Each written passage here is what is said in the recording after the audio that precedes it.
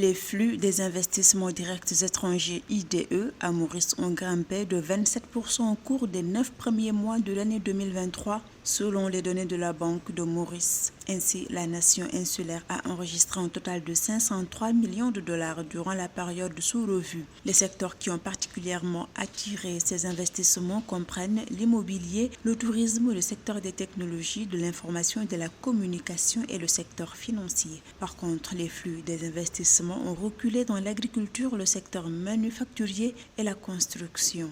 Les secteurs qui ont contribué à l'augmentation des investissements directs étrangers en île Maurice sont au nombre de 5. L'immobilier, l'outsourcing, les services financiers et les assurances. Les investissements directs étrangers sont extrêmement importants pour un pays comme l'île Maurice. Il y a déjà au préalable des infrastructures qui ont été bâties pour accueillir ces opérateurs économiques étrangers.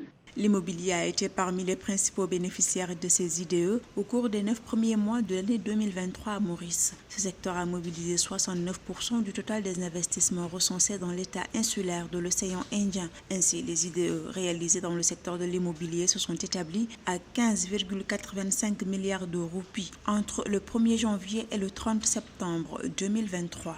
Un pays comme l'île Maurice, qui est à mi-chemin entre l'Afrique et l'Asie, reste dans ce réceptacle qui va attirer suffisamment d'investisseurs sur son site. Et en conséquence, qu'est-ce que le pays a donc fait? Il a construit ces zones économiques spécifiques où les unités industrielles qui y sont établies, pour l'essentiel, vont reverser dans le monde entier leur production. Par ailleurs, l'économie mauricienne est articulée autour des exportations qui ont généré 170 milliards de roupies en 2023. Pour cela, ce pays a conclu des accords avec d'autres pays africains comme le Ghana, le Sénégal et Madagascar afin de créer des zones économiques spéciales dans ces pays et d'ouvrir des marchés de niche pour les exportations mauriciennes.